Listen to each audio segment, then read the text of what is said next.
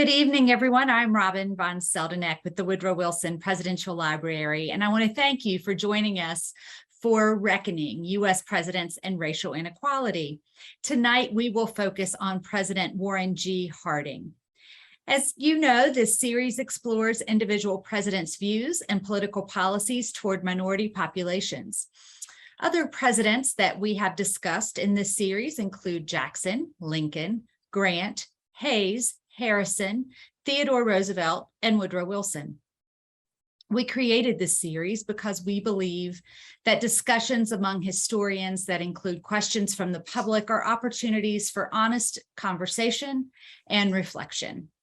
We want to thank the National Endowment for Humanities for making this series possible. Remember, those of you who are joining us this evening, that we do want to hear from you, and we've heard from several of you already with some wonderful questions that have already been sent in to us. Ask that you use the question and answer button. We will try to get to as many of those as we possibly can this evening.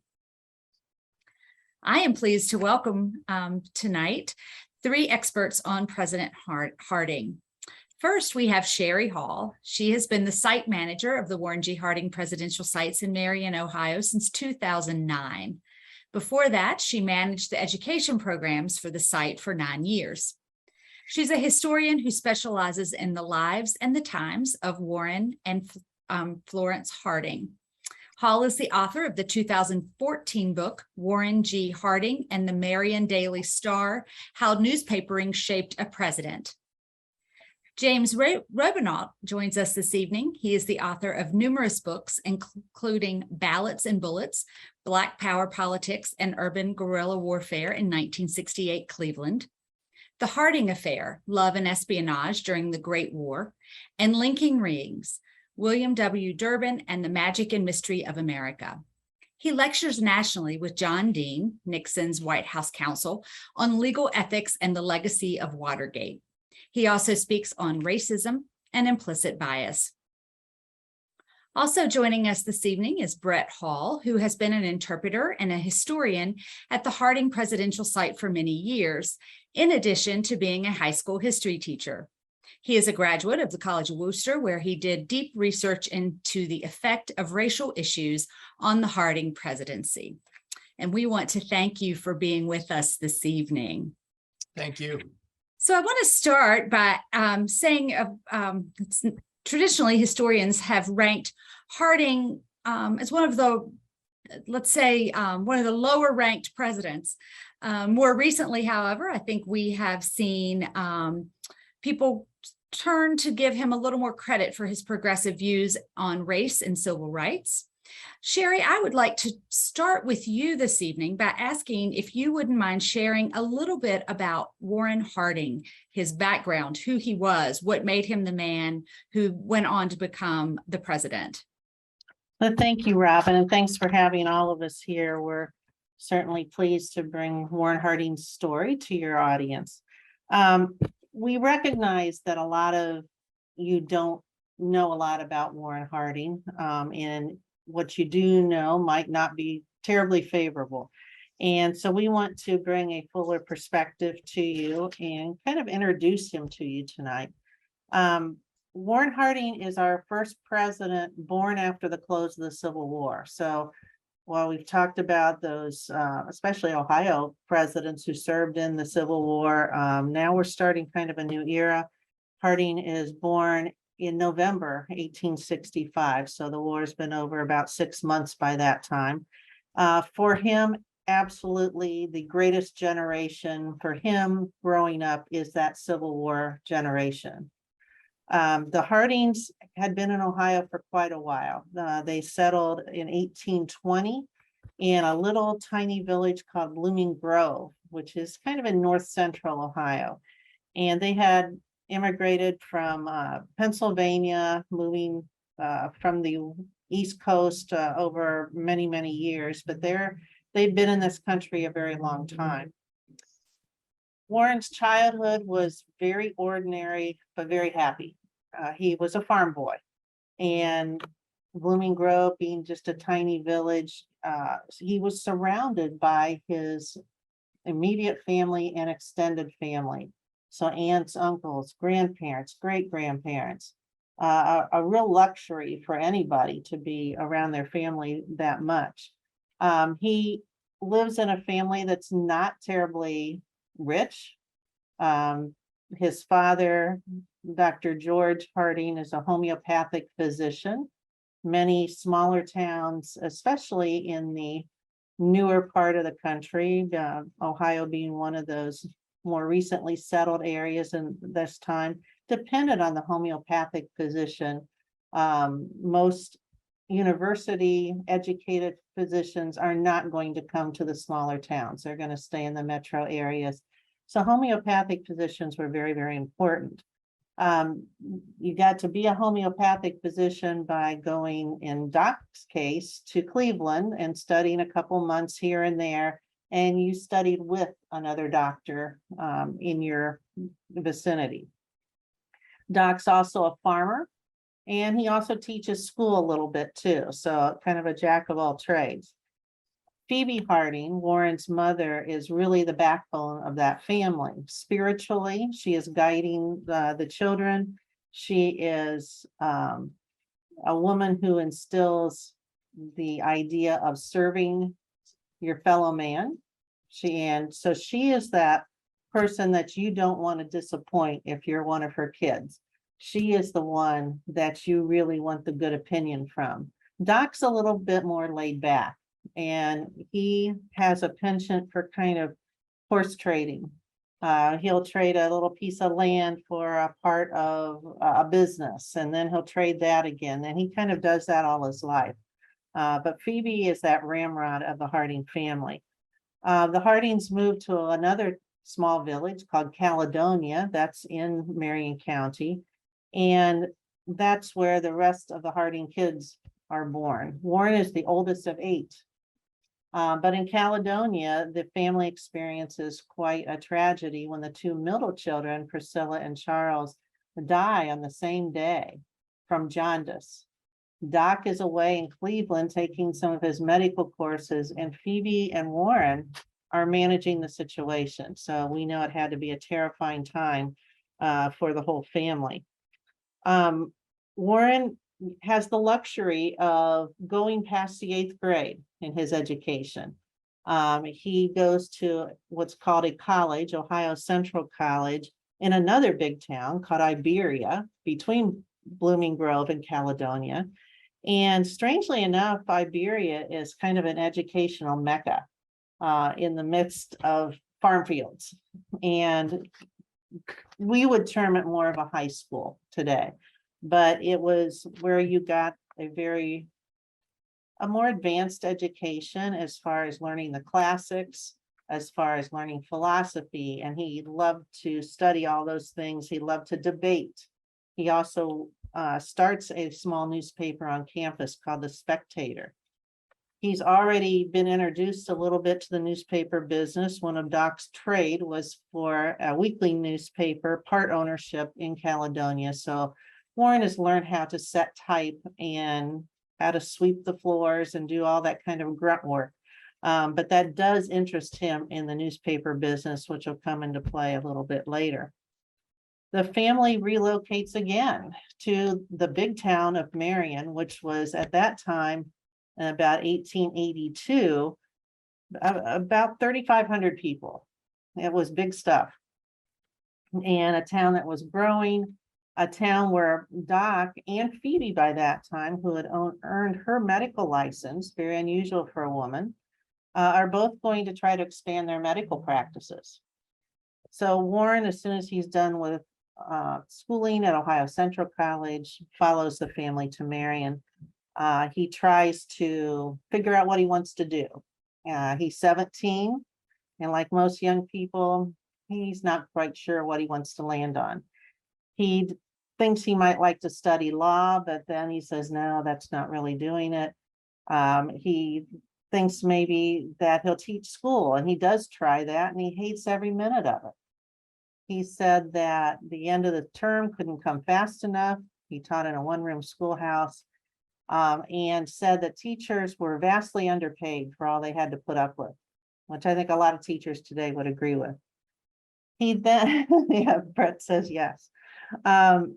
So he finally gets an opportunity that really interests him. There's a newspaper called the Marion Daily Star for sale on the sheriff's sale block. And he talks to friends into going in with him to buy this. Now, this is not a great purchase. The older generation in town who owns the businesses, who have the other newspapers, they're laughing about this because the Marion Star has been passed around from hand to hand for many years. It's called the Daily Star. It has never been published daily. It's published whenever anyone can get it out the door. It might be once a week, twice a week, whatever. So people are kind of chuckling about this sale that Warren's made. He has to assume all the debts of the newspaper, which includes the printing press. So he's got to pay off all the debts. It's an elbow press, which means you are cranking it using elbow grease to do it. He soon buys out both of his partners and decides he's going to stake his future to newspapering and the Marion Daily Star. He does work hard and make it financially profitable. And this is somebody who's 19 years old when he buys it. And as an editor in his early 20s, he's writing editorials that are getting notice from other editors. And he slowly starts turning it around financially. He marries in 1891. He marries Florence Kling DeWolf. She is 5 years older than him. So when they marry, he is 25. She is 30, and she also has a 10-year-old son named Marshall. She has been divorced, so she's got some baggage. She also is the daughter of Marion's richest man. And sometimes I know people say, oh, that's why Warren's marrying her. And no, that's not going to work for him if he's counting on that, because Amos Kling, Florence's father, has said that if she goes through with this marriage, he doesn't think Warren's going to amount to much, that she's not going to get a penny of his money. And she defiantly turns on her heel and goes out his front door. He doesn't speak to either of them for 9 years. So the old man likes to hold a grudge. So they are starting off like any other young married couple, making their own way. Florence is a great help in the newspaper business. She is a woman who considers it the family business. She is good at accounting and math and really has a business head. And she revamps home delivery of the newspaper. She takes some things off of Warren's plate, because as the editor of a small newspaper, you are doing about everything.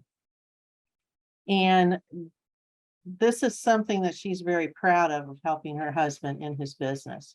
She is not the woman crocheting in the front parlor. That is not Florence Harding.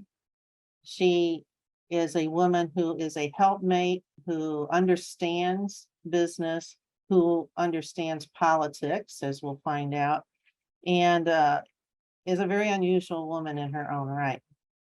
When the Star's on stable financial ground, then Warren can now, the couple feels, entertain his second love, which is public service. So he is elected state senator in Ohio in 1899, then Ohio lieutenant governor. He runs for Ohio governor in 1910, but he loses that race. And then in 1914 is elected to the US Senate representing Ohio.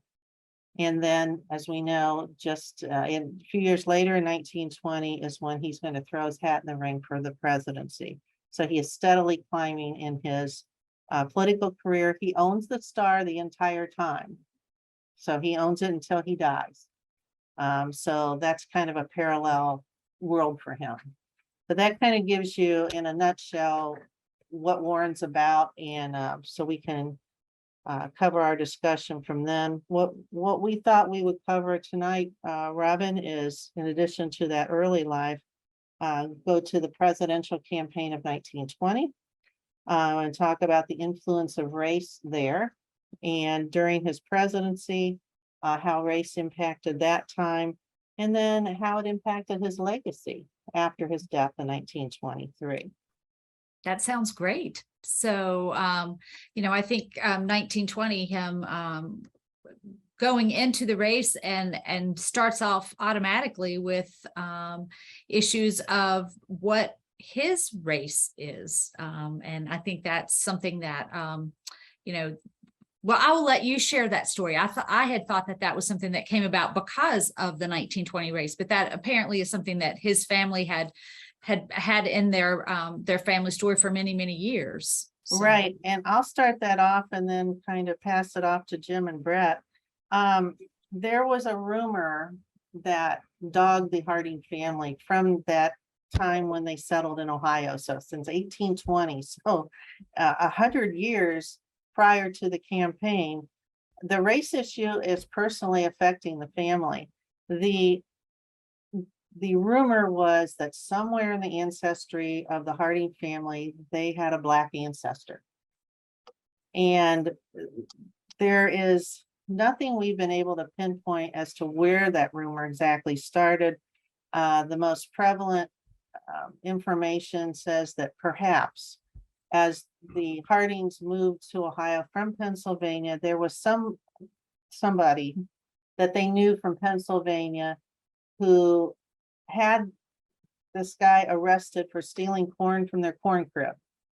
And he runs into them in Ohio around Blooming Grove, and he's still not happy about the whole incident, and that he's the one who starts the rumor.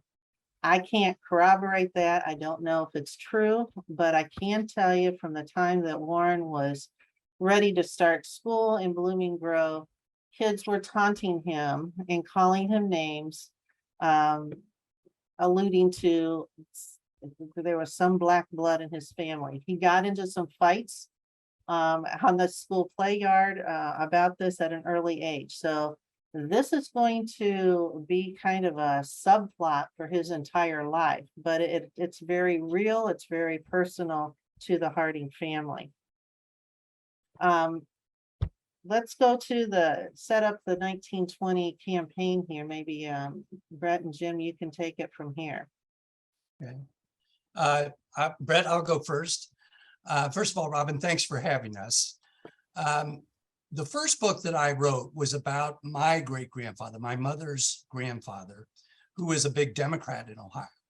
And he lived about 30 miles from where Warren Harding lived. They knew each other, but they were on opposite sides of the political spectrum. So in 1920, when we have a presidential election, we have an Ohio governor, a guy named James Cox, running against an Ohio senator for president, the Republican. Cox has as his vice presidential nominee, Franklin D. Roosevelt. And Cox is, today, you know, that family is Cox Communications. He was also in the newspaper business. So we had two Ohioans, two newspapermen running against each other. The race, though, gets very ugly because the Democrats are in trouble. They're in trouble because, as you all know, in the Wilson Library, for the last year and a half of his life, he was incapacitated in so many ways. And so there was a lot of unrest. There was a lot of problems. There was a lot of unrest in the country. Black soldiers had come home from the war. There was, we would eventually get to Tulsa here in 1921, but there were race riots in 1919. And there's a lot of tumult in the country. But the Democrats are in trouble. They've been in power for 8 years. And Harding knows that he's going to run a front porch campaign. It's the last one. And he knows that he can win this. So one of the things that you see the Democrats do, including my great-grandfather, unfortunately, is to bring out this race rumor. And it generates from this Shadow of Blooming Grove, which is the biography most people know about Harding. The Shadow of Blooming Grove is the rumor. It's the race rumor that there are African Americans in his family line. The Democrats use it because, remember, at this time, there's a huge influx of African Americans north because of the war. And so this is the first migration that's going on. And there's a lot of concern in the north about what is that going to mean for them. And so they're ripe for a campaign that exploits the race issue, and the Democrats do it. And I'll let Brett talk about how they do it, but let me set it up for him and he can take it from there. There is a professor at Worcester University in Ohio who puts out a pamphlet that is all about the ancestry of Warren Harding, claiming that he has African-American ancestry. And then that is taken door to door and distributed by the Democrats. So this whole race rumor that Sherry talked about that begins back when he's a kid, follows right into this election and becomes like front and center. It's a desperation act by the Democrats who are in trouble, hoping that that might help them in some way, shape, or form. And it results from this great migration that we could spend time talking about. But Brett, take it from there, because you've studied William Chancellor, who is a professor, and you've done a whole paper on it. So I'll turn it to you. Thanks, Jim. So first off, thanks for having me. Just to kind of give you a little bit of context on kind of how I fit into this. I actually attended for college, the College of Worcester, which is where William Chancellor taught. And for our graduation requirements, we were required to write a dissertation, a graduate level dissertation, in order to get our bachelor's degree. And so it was a 1.5 year long process, and I decided that I wanted to focus my attention on William Chancellor. As a cool connection between where I'm from, Marion, Warren Harding, and my college. And what I wasn't expecting was how well documented this whole process of getting this rumor onto the national stage, how well documented that was. So just to kind of pick up a little context here, pulling the race rumor forward in time, mentioned earlier that the race rumor really starts off 1820s. It bogs Warren down in his childhood, but this rumor does not go away. A rival newspaper to Warren Harding's brings it up in the editorial pages. Florence's father, Amos Kling, claims that this might have some credence, which is part of the reason why he doesn't speak to Warren or Florence for 9 years. And so this rumor is being pulled through several generations of time leading up to the campaign. And so this rumor is really kind of extrapolated out of the mind of this man by the name of William Chancellor. William Chancellor was born 1867 in Dayton, Ohio, which is where James Cox is from. He is actually going to marry the close relative of Harry Beecher Stowe, who wrote Uncle Tom's Cabin, which is really odd to me, just understanding who Chancellor was. And eventually he's going to get himself involved in education. He's going to get a bachelor's and a master's, and eventually becomes the superintendent of schools in Washington, D.C., which is a segregated school district. And he's overseeing both components of that district, the white and the black schools. And he's there for 1 year before being terminated from his position for writing remarks that were detrimental to the DC schools. And something that you're going to find throughout Chancellor's life is anytime something goes wrong, he says, "It wasn't me. My enemies are setting me up for failure. This is all a conspiracy against me," which is a kind of an important thing to talk about when we look at this rumor that Chancellor is going to promote. Eventually, after a little bit of time between his leadership of the DC schools to around 1908, he'll eventually end up at the College of Worcester teaching economics. And going into 1920, he is teaching economics. He's also teaching sociology, and he is an avid supporter of the Democrats. He avidly supports the League of Nations. And when you look at William Chancellor's worldview, he's very explicit in all of his writings about what he thinks during that time period. So he ties in the Red Scare, for example. He is afraid that the revolution that happened in Russia in 1917 is coming to America to change the social landscape. He is afraid that African Americans are going to try and overturn the social order by referencing social unrest in Haiti, which I'm sure we'll talk about a little bit later on the program. And it's really shaping his worldview, and this rumor kind of just plugs right in. And so Chancellor has this platform. He's a writer. He's published several books, and he decides that he's going to try to take down the Harding campaign in some way. He hasn't decided yet. And so he goes out to Morrow County and Marion County to do research. And he stumbles on this black blood rumor and starts to extrapolate on it. And in the chancellor papers at the College of Worcester, he has about 4 drafts of this, trying to figure out where could this black ancestor be. He settles on a guy named Amos Harding, who is an African-American man from Virginia, which there was in the Harding family tree, a name is Harding, but he was from Pennsylvania. And so he's kind of conflating the two, and that's how he's slipping in this ancestor. And so he's going to basically, as Jim alluded to, write a pamphlet, and it's a massive pamphlet where he has alleged affidavits from people saying they knew the Harding family and they knew that they were secretly black. He's got his family tree published in there that he manufactured. He's got also a ton of claims about just the world in general. Like, so for example, one of these quotes that really stands out with this pamphlet, he says at the very bottom of his pamphlet, he says, quote, "It would be for us to decide what the capitals of Europe and Asia and the rest of the world shall think of us as represented in the person of our president on and after March 4th, 1921.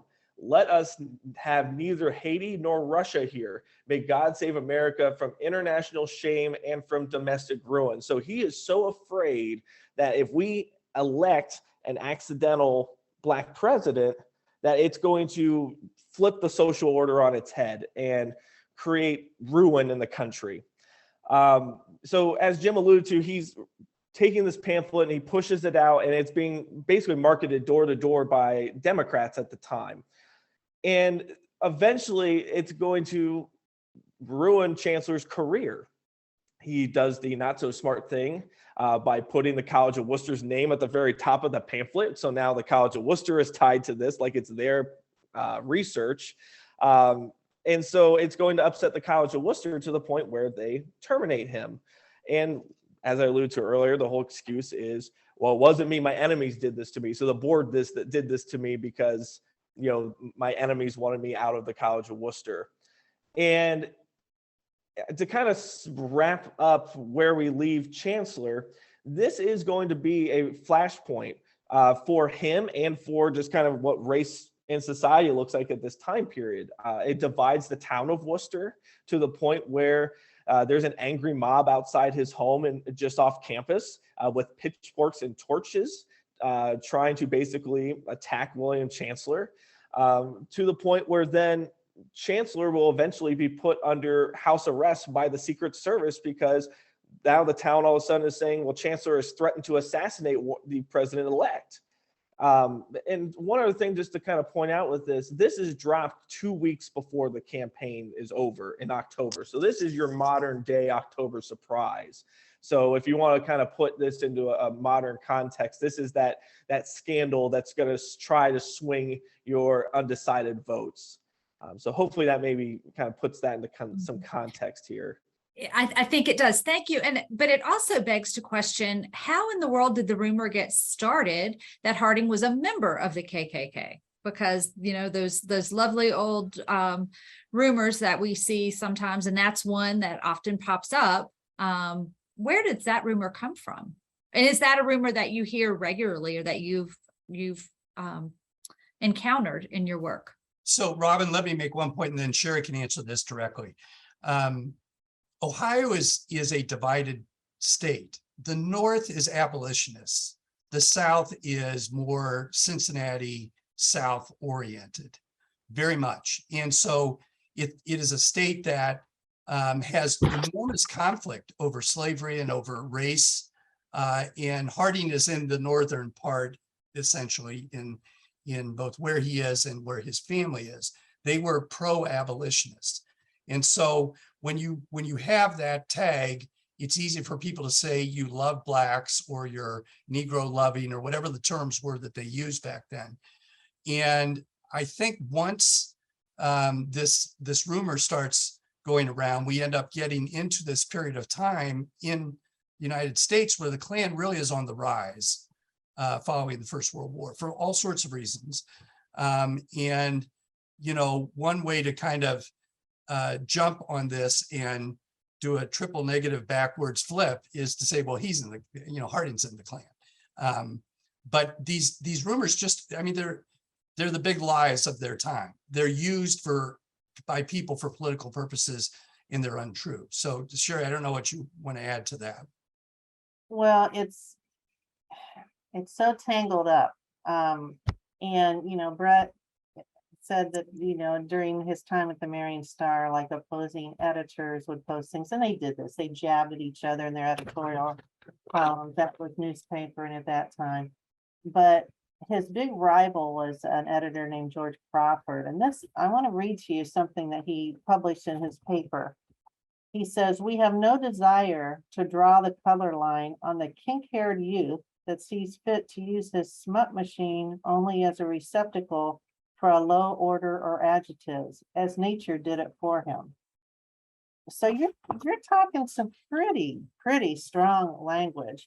And so even his father-in-law, Amos Kling, the richest man in Marion, one of the reasons that he doesn't want his daughter getting tangled up with Warren Harding is because of these rumors, and he helps to spread them. As far as the Klan goes, those Klan rumors come out after a speech that Harding gave in Birmingham in October of 21. I wanted Jim to touch, though, real quickly on Tulsa and Harding's actions around the Tulsa massacre before Yes.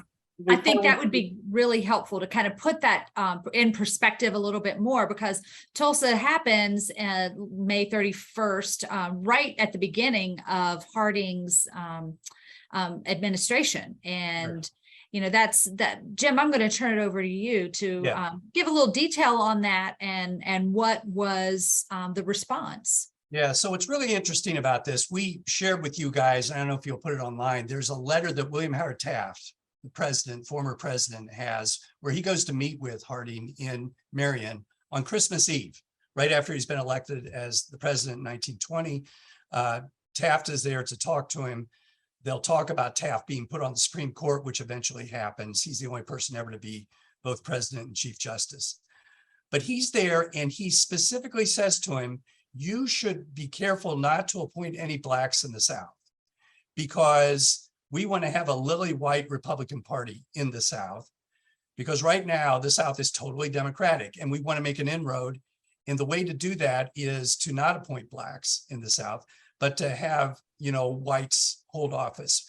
Taft's viewpoint is he went to Yale, he's very paternalistic, he's very elitist. When he was the governor general of the Philippines, he referred to the Filipinos as my little brown brothers. He's got this view that the best thing for African Americans, for Filipinos, is the benevolent white man. And he thinks that that's better in the South than all the horrible things that were going on under Jim Crow and some of the really horrible white leadership. Let's promote Republicans, but you're going to only alienate those whites to come to our party if you appoint blacks. An extraordinary letter, extraordinary sentiment that he gives to Harding. Harding shows enormous growth in just 1 year. So that's December 24th of 1920. By the time he's inaugurated, it's March 4th, that's when it happens. And then, as you say, at the end of May, Tulsa breaks out. So he's confronted with the fact that the soldiers have come back. And in Tulsa, there is this feeling that by the whites that they need to really put blacks back in their place. And there's an enormous massacre that happens there. Numbers are like 300 African Americans being killed. It's a bloodbath, and they're blowing up essentially what was called the Black Wall Street there in Tulsa. So it's a real statement of what's going on. Harding very quietly, after that happens, a couple days later, shows up at a all black university called Lincoln University in Pennsylvania. And he goes there and gives a speech in praise of the black soldiers in World War I. They were dedicating an arch to the black soldiers from World War I. So his response is not so subtle to the public. He's praising African-American soldiers, and he's setting up what will be this Birmingham speech, which I'll let Sherry take over. But what happens is, by the time he gives that talk at Lincoln University, which is like where Thurgood Marshall went to school, and it's a very well-known, very important, oldest all-Black university, Black college university. By the time he gives that speech, he is now going to have to figure out what is he going to do in the South. Is he going to follow the path that William Howard Taft asked him to follow? And you have one of your panelists in your last session talk about how Taft and TR were real still in segregating, stuff. They were still in that mindset. Is Harding going to break that mold? And he goes to Birmingham and he breaks the mold, because he says, let the Black man vote when he's fit, and let the white man not vote when he's not fit.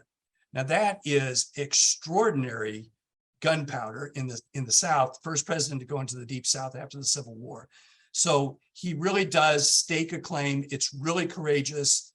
He very much distinguishes political equality from social equality, which he's not willing to say we should have social equality or mingling of the races, but we should definitely have political equality. And if Blacks can't vote, then democracy is a lie.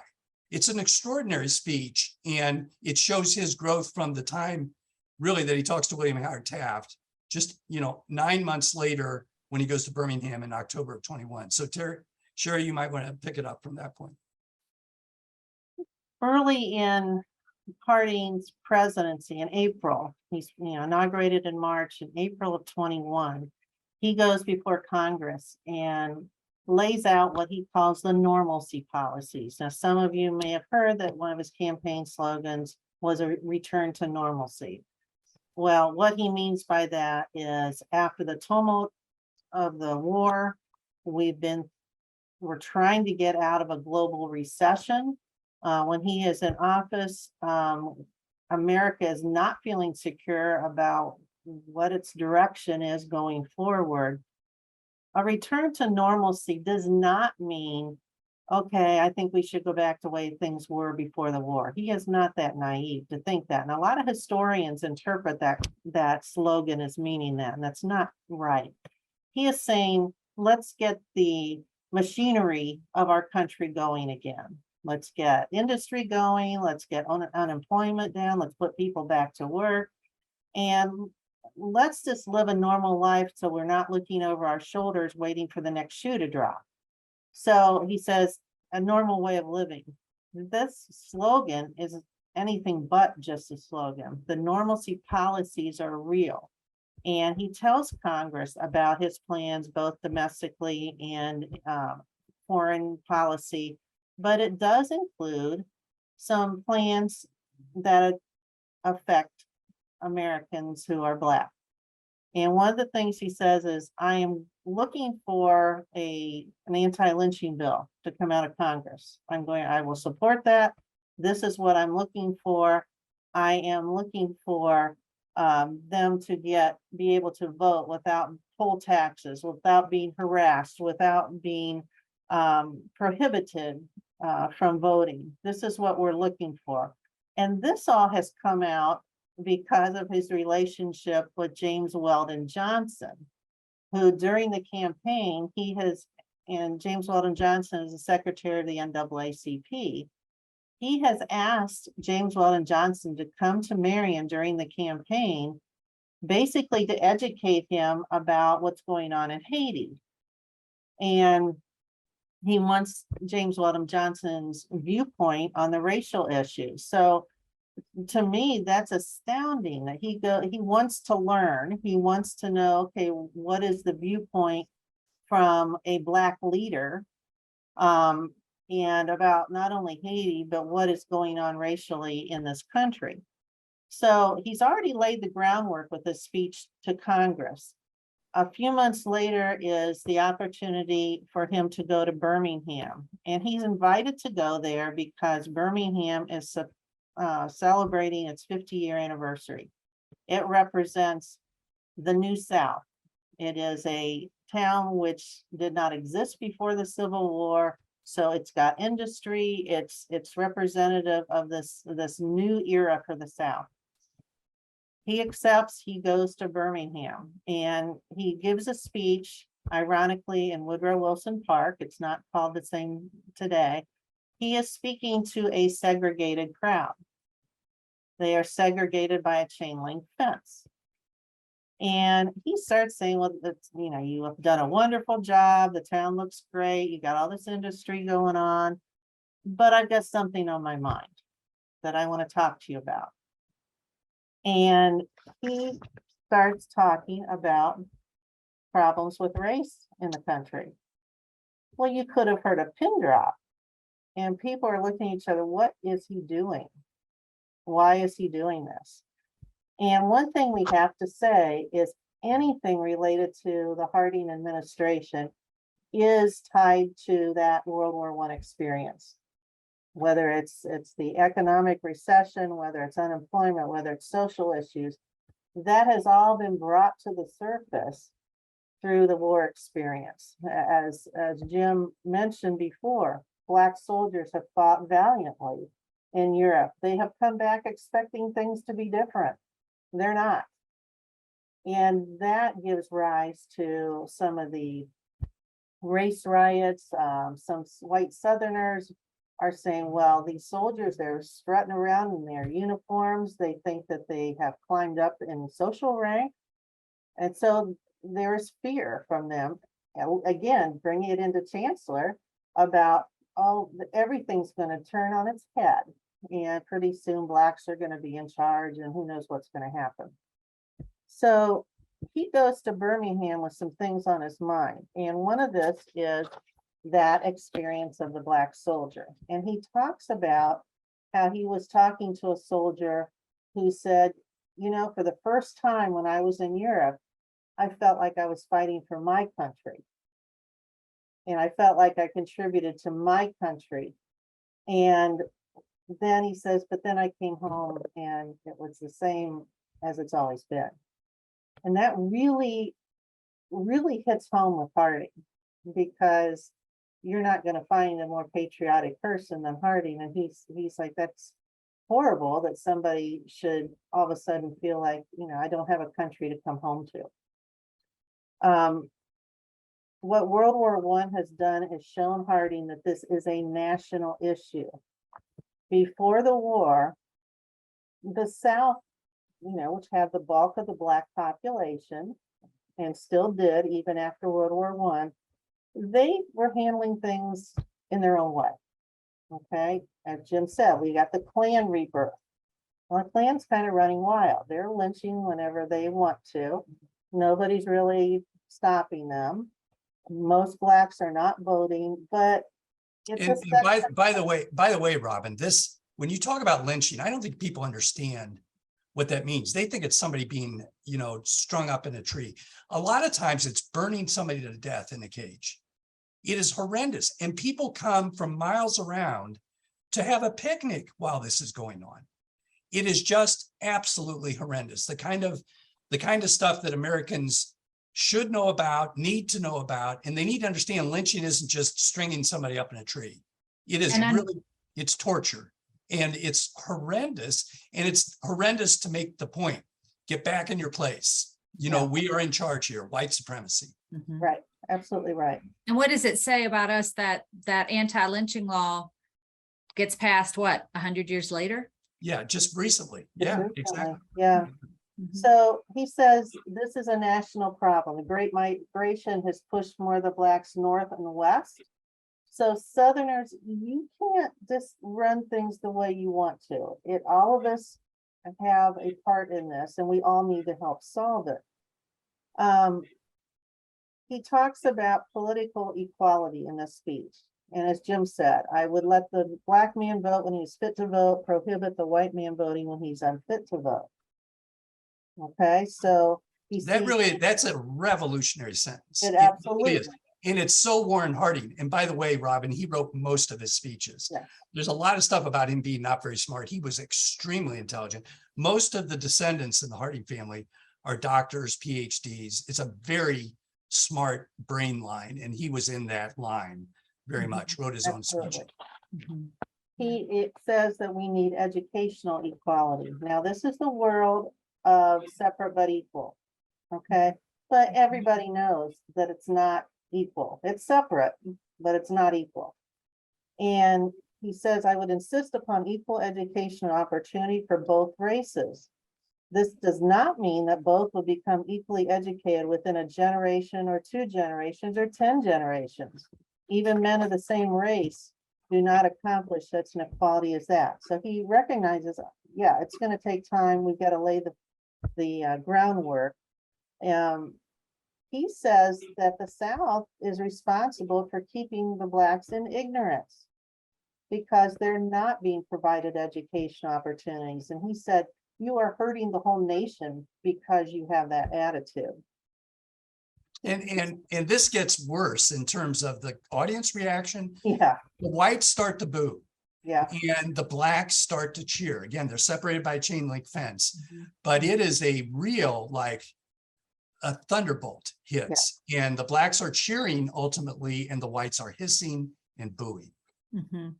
And I do want to add that we have a copy of that speech and other wonderful materials that have been provided by the Harding presidential sites up on the Presidents and Race website. So you can read that entire speech there, along with some other wonderful documents that you can access there. So the backlash from this, you can imagine. In the South, he is vilified from senators on down. You're trying to create race wars. This is horrendous. African-American scholars, Du Bois, W.B. Du Bois, others praise Harding for his courage in making this speech. A lot of people point to the fact that he says, I'm not asking for social equality.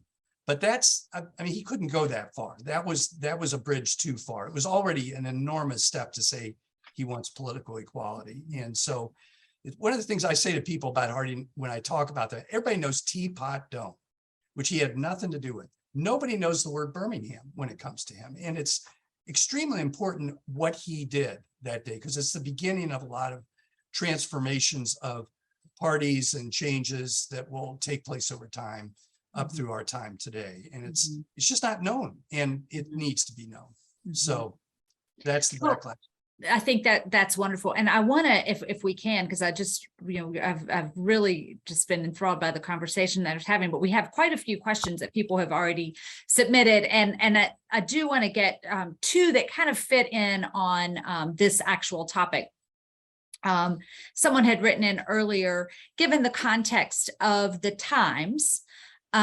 Could or would Harding have provided some sort of federal aid or protection to the victims of the Tulsa massacre? Would that have even been something that would have been possible during that time? I think, and Jim, you can answer this too. The news out of Tulsa was not truthfully reported. Okay, so Warren Harding in the White House is getting reports that are not reflecting that it's a massacre. He's getting reports that this was an uprising from the Blacks in Tulsa. He's not even getting the right information. I don't think although he knows that there was a great loss of life, I don't think he ever gets those reports from ground zero that it was instigated by whites. Jim, you might have a view on that. No, I agree. And I think that with him, they don't talk about reparations back then. That's not an issue that they talk about. But he does. Go back and read. He was inaugurated. He's got his inaugural. And then 10 days later, he gives this really important speech to a joint session because things are really in chaos worldwide. And this is a big thing that he does, is settle down the world. This speech, though, has in it, as Sherry has said, these normalcy programs, including education, helping people. He is the type of guy who is a pseudo New Deal type stuff in what he's talking about. So I think he would see all of this not as reparations for victims, but let's change where we're going and let's make programs so people can become better educated, better housing, all that sort of stuff that they can do in a positive going forward thing. not a look back reparations type thing. So that's the way I think. And, about it. and one thing I will point out, I mean, so many people, even those who lived in Oklahoma, those who grew up in Oklahoma, did not know that part of their history. It was so well hidden. And as a matter of fact, the major paper in Tulsa, for their bound journals that they keep of the actual publication, they removed the front page story. And it was not in there for years and years and years. So you couldn't access it. There just wasn't a front page story for that day. Something Yeah, I want to jump in. Go ahead, Brett. I was going to say, one thing I do want to jump in and say, the first official government report on what happens in Tulsa does not happen until the 1990s.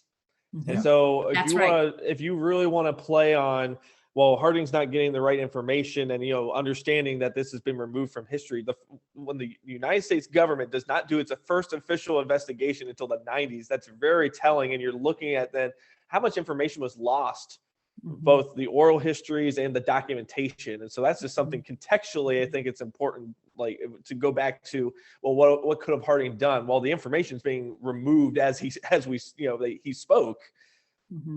Yeah, and Robin, another great Ohioan in the last few years, did a documentary on Tulsa. His name is LeBron James. He and his partner did that documentary on what happened. I did not realize that he was involved with that, but that was a fantastic special. Yeah, very good, very good. All good things come out of Ohio. Are we going to debate on who's the mother of presidents, Ohio or Virginia? Yeah. We have to fight over William Henry Harrison. I do also want to ask, because someone had written in earlier as well, basically, did the Harding administration make any significant effort to reverse the discriminatory efforts of the previous Wilson administration? Very much so. And Sherry, I'll let you answer this after just saying, because I know this personally from my own family and from writing my first book, that there was, as your panel said last time on Wilson, there was increased segregation in the federal government, and Harding started to reverse that in a very big way.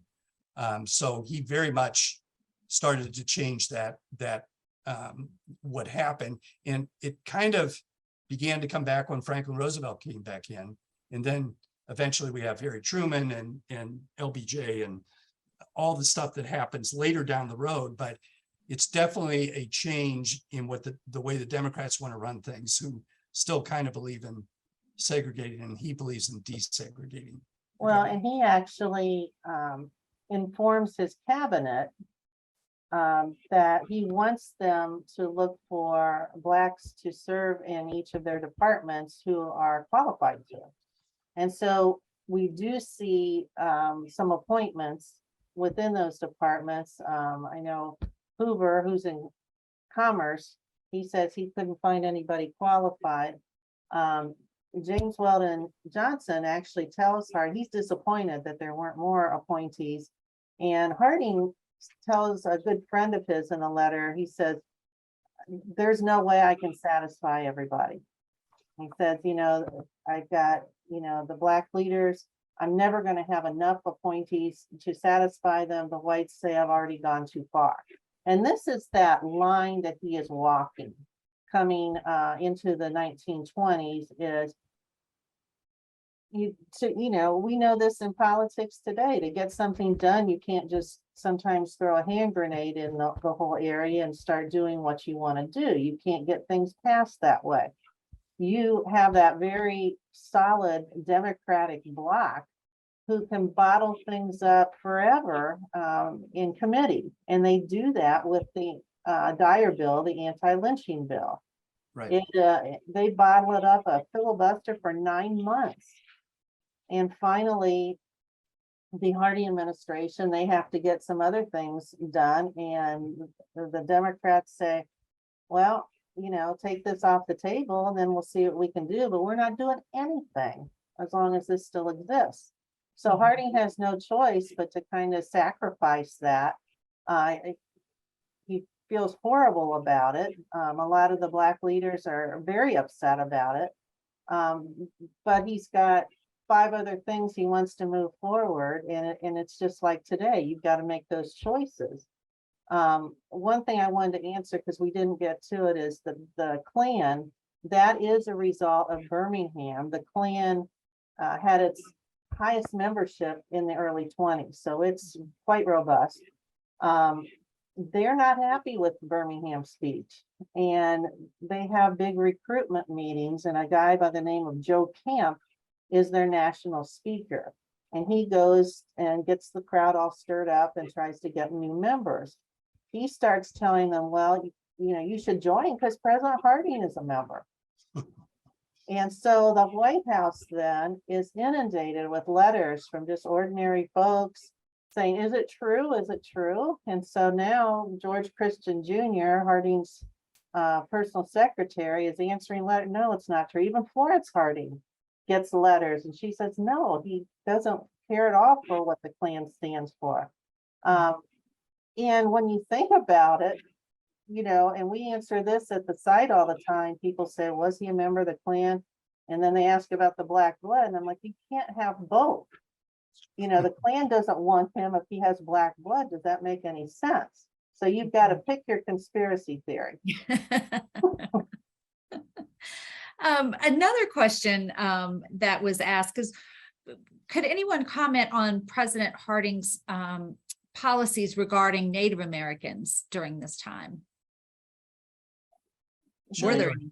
He is pushing for, believe it or not, Native Americans are not American citizens when he comes into office. Yeah, the ones who would vote, who were in the war, Wilson allowed to be citizens, but everyone else, yes, exactly. Yeah. So they are literally in no man's land as far as citizenship. So he, says, no, we have to have citizenship for them.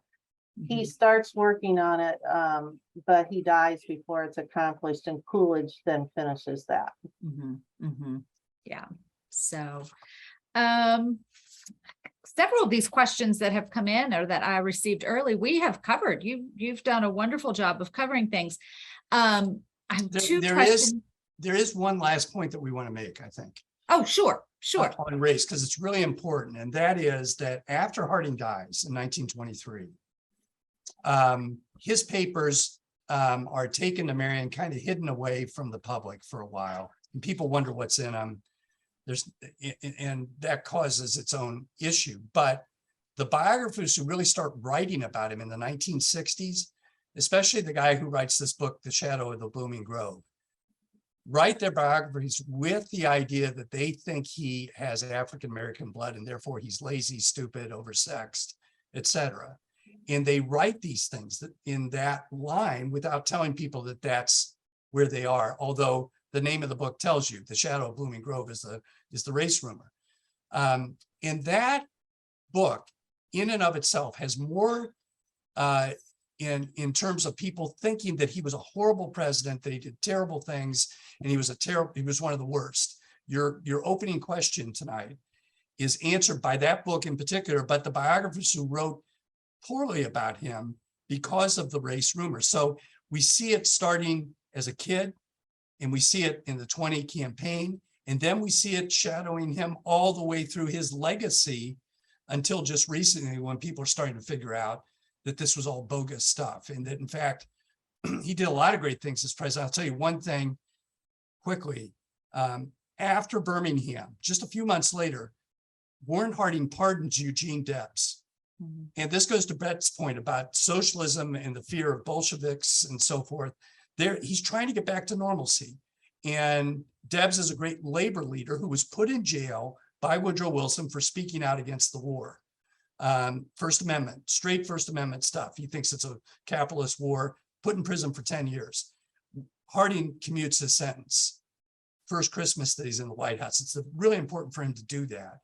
But it just shows kind of how his legacy is then tarnished by women, Teapot Dome, and race. But the thing people don't know about is race. It's kind of the silent killer that gets written into these biographies. Do you think it's going far enough? I think oftentimes we hear when we talk about Harding, we think about some of the anti-immigration, especially if you're not coming from the Western European countries, and how does that come into play too? So That is, The immigration is going to happen no matter who's president in 1921. Both Democrats and Republicans are lockstep. Mhm. And this is because, as Brett alluded to, the Russian Revolution, the Red Scare, all of this is fear, there's fear with everything. fear of the socialism that's coming about. Exactly. Yeah. So we got a exactly. lockdown, and in fact, the immigration policies are mostly aimed at Southern and Eastern Europeans who are generally poor, uneducated. They don't speak English, and so we're like, well, they're not going to contribute much anyway. So let's tilt the playing board against them so they can't get in as easily, except if they're highly educated, like doctors or professional, then we take them in. Mhm. Harding actually sometimes contradicted his own immigration policy. There were several times when a ship was in New York Harbor and the quota for that country was filled. I know there was a group from Greece that this happened to, Mhm. and he was asked, what should we do? Should we send them all back? And he says, no, let them in. I'm not doing that. But what happens is, as he urges a revamping of those immigration centers in Europe, so that people are better screened, because, if you've got a disease or something, they will ship you back and all this.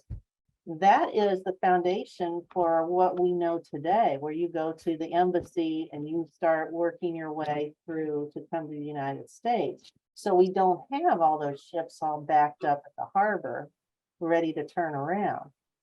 Those immigration policies, people in both parties love them so much that Coolidge made them even tighter as far as the immigration policy went. So it was going to happen no matter who was president. Right. I do want to jump in real quick, just to really quickly bookmark, if we can go back to Jim's point about Shadow Blooming Grove, just for a second, just to kind of finish debunking the black blood stuff. If you're not aware, in 2015, there was DNA testing that was done that confirmed that Warren Harding had a child out of wedlock with Nan Britton. But something that was lost in the shuffle was a couple days after that story came out in the New York Times.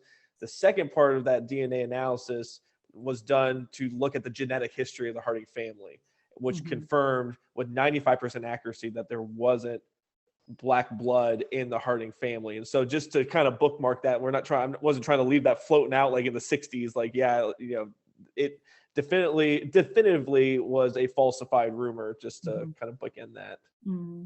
Well, Brett, going on that, I do want to follow up, and I'm going to ask Jim this question because I know you wrote about this, and that is a dear friend of our organization asks if it's true that Harding had an affair, and that supporters sent her and her husband away during the election. Yeah. And if you could give a little background, because I think it's really interesting, the little blackmail piece that's happening. That's pretty shameless. That's pretty I am shameless. But yeah, it is true that he had, this was no Monica Lewinsky. This was a long-term affair with a neighbor. Her name was Carrie Phillips. And they have letters that he wrote to her beginning in 1910 through his presidency. So they're extraordinary, 900 pages that were found, and that's what I used for this book. So it is true that Carrie and her husband went on a, was it to Japan? Sherry, It was Japan, wasn't it? Yeah. During the whole thing, but during the campaign. But the fact of the matter is, what's more important to this story is that when he was a senator, she was being followed as a potential German spy. And she had all sorts of people following her. And he eventually was confronted by military intelligence saying, this, we're worried about this. And Harding says, oh, she's not a German spy. But he privately writes a letter to her husband and to her saying, I don't know what you're doing, but whatever you're doing, knock it off, kind of thing. She was living in Germany. She was a German sympathizer. Yeah, she had spent years in lead up to World War I living in Berlin, Imperial Berlin, and fell in love with it. So there's a lot to that story. But I can tell you that the courage moment of all of it in the midst of an affair and everything else that goes along with the bad stuff related to that, she threatens him in 1916 that if he runs for president, and remember, this would have been against Wilson. Okay, so if he runs for president, puts his hat in, she's going to expose him to the Germans. And he backs away from running for president. And what a different world it might have been had Harding run, because he would have taken Ohio. He would have beat Wilson, I think, pretty easily, but he backs away. So world-changing significance. A year later, when Wilson says he wants to go to war, Harding says, I don't think we should go to war to make the world safe for democracy. That's none of our business what the German government is, but we should go to war to protect ourselves. So he votes for war, despite the fact that this woman is really pressing him not to vote for war. He does the right thing at the end of the day. But it's quite a story, quite a backstory too. And one thing to piggyback off of Jim, just to tie it back even to, strangely enough, back to all roads go through William Chancellor. During the 20 campaign, it's so weird. During the 1920 campaign, when Chancellor is going out to Marion County and Morrow County, digging around, trying to figure out, is this race rumor true? He also stumbles upon this rumor that Warren Harding was having an affair with Carrie Phillips, and he figures out that loosely that there was some connection to the Republican Party and that she sent away on a trip. Yeah. And Chancellor, 2 weeks before the campaign, has two things in his hand. He has a bogus race rumor theory and pretty credible evidence that Warren Harding's having an extramarital affair, and there is a payment plan to keep her quiet. And he says in his own writings, I'm going to go with the race theory. I'm going to save this other thing for a book I'm going to write later on. So you can think about how different the October surprise, quote unquote, would have been if he said, oh, I'm going to go with the thing that's probably more credible than this fake family tree I'm building. How weird. All roads go back through Chancellor for some reason. I don't know why. That's good, Brett. Well, Very good. I want to finish our conversation this evening by asking, why to this day does Harding get such a bad rap, in your opinion? He died. He died too soon.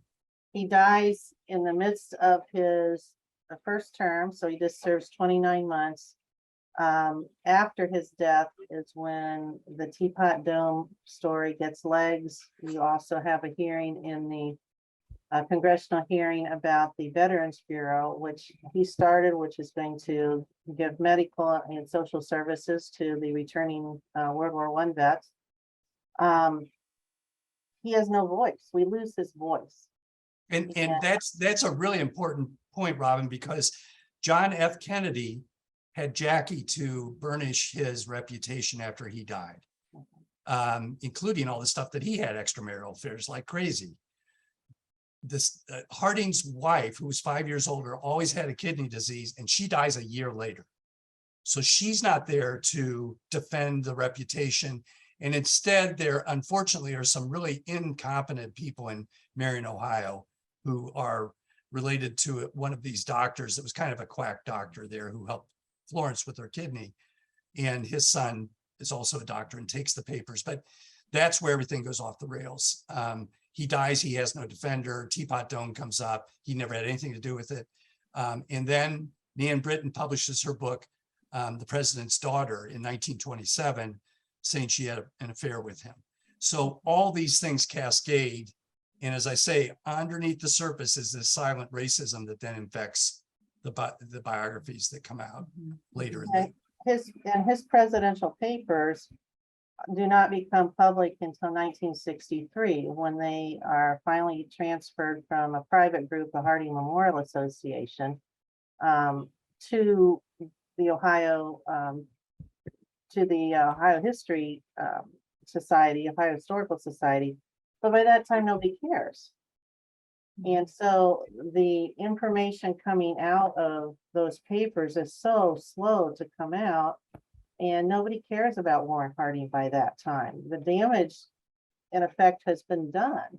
Many in your audience might have heard the rumor that Florence poisoned her husband.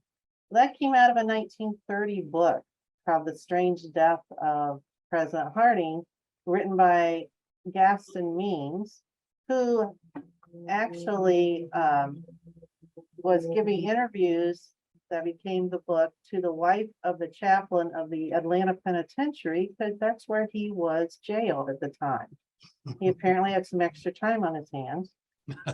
Comes out with this crazy book that, you know, makes up dialogue and all this stuff, and it's a bestseller because, of course, people like that stuff. The chaplain's wife realizes then she's been duped by this totally crazy story, and the Saturday Evening Post publishes her. She says it's all bogus. It's all bogus, and I'm sorry I had a role in it. But by that time, nobody cares because the fake story is so salacious. Mhm. So we get that more than anything about Florence poisoning him as they go across the country to the western states and Alaska, and he dies in San Francisco. He And had how- congestive heart failure. We've got all the medical records. Yeah. It's really a pretty boring story. And- So but poisoning- how do we know that the Shadow of Blooming Grove was infected by this racism? The guy who wrote the book was a well-known academic, Harvard, American Heritage Magazine editor, very, very credentialed guy, but we got his private letters. And in one of them, he says to somebody, I was thinking about entitling this the N word in the woodshed. That's literally what he was joking about, what he wanted to entitle the book, the N in the woodshed. And it gives you just everything you need to know about how he was going to slant the Harding administration and what happened during his time in office, which again, I mean, you know, pardoning Eugene Debs, going to Birmingham, first arms limitation treaty, the first office of the budget. There was an enormous amount done by him in a very short period of time. And history is all wrong about him. It's upside down. And again, I'm arguing that race has a silent role in that. And one final thing to throw in on my end, as someone that does the tours of the home at the site, even though a lot of this stuff has been debunked, you still hear it regurgitated, you know, with questions and things like that. So it still floats out there. So it doesn't matter really that it's been debunked because it's already oversaturated, you know, the public conscience, that it floats around and floats around. I mean, I run social media for the museum as well, and I keep my eyes peeled, and that stuff still floats around on social media, even though it's the black blood's been debunked. It comes up pretty regularly. And so this is when you talk about damage over time, you're talking about over now 100 years of damage that in an oversaturated public mind that now, you know, it's hard to reverse engineer that. it is. Yeah. Yeah. Yeah, and we deal with those same issues here. I think it just, you know, it comes with the territory, which is Yep. so unfortunate. So Yeah, Yeah, Robin, people I've always said to people, having now written about presidents, that everybody is a mini expert on presidents. Everybody, because they get in grade school, they're told, you know, one line about a president, you know, and that sticks with them, and that's their definition. And you cannot get that out. You cannot undo it. So it is there is a constant need for doing exactly what you're doing, which is re-examine this stuff, really take a hard look at it, and be willing to talk about what's wrong and false about the histories that are out there that were crafted long ago. And I think presidential sites, you know, I think you'll agree with me too, Robin, are perfectly willing to answer any question. And you're looking at that president and first lady as human beings. None of them are perfect. There are upsides, downsides to everyone. And I do think, and I do see a change in the public. They want to know these people as human beings. Whereas before they thought presidential sites would only give them the whitewashed versions. And I think that was true once upon a time. But I think presidential sites are just wonderful repositories of so much information. And the more the public comes to them with questions, the better things will be, really. Agreed. We're not shrines. And that's one of the things that people, I think, expect when they go to a presidential site, regardless of who it is, that it's going to be a shrine to that person. And that's not our job. Our job is to be objective and to tell a full story. And, that's what it's been such a wonderful honor for me to get to know so many people through this program from all the different presidential sites. And it's just been a wonderful opportunity to do that. Yep. And I want to thank all three of you for taking your time out of your busy schedules to be here, to be part of this very important conversation. And, I think there's a lot more to be learned. I wish we could spend, more time, because I just think Harding is a fascinating character that often is just no more than a footnote in our nation's history. And I really want to thank you for spending your time with us. And for all of our viewers here this evening, I want to encourage everyone to go to our website, presidentsandrace.org. Here you will find additional in-depth resources that I had mentioned earlier. Sherry and her team have put together excellent resources. You'll also find excellent resources for the other presidents that we have covered thus far. And there are also recordings from the previous sessions. I do want to let everyone know that our next session, our final session in this program, is going to be a little different. And that is going to be held September 15th, 7 p.m. Eastern, 6 p.m. Central.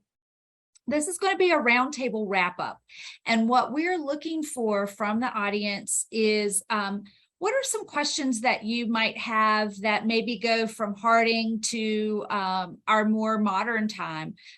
Just as Jim mentioned and our panelists mentioned last month, there are so many things that are happening that go through FDR and Truman, LBJ. What in the world happens in Texas with Texas politics once he makes the decision to support the Civil Rights Bill? So what are those issues that you have, questions you might have, concerns, anything like that? As we compile that roundtable, we really want to hear from you.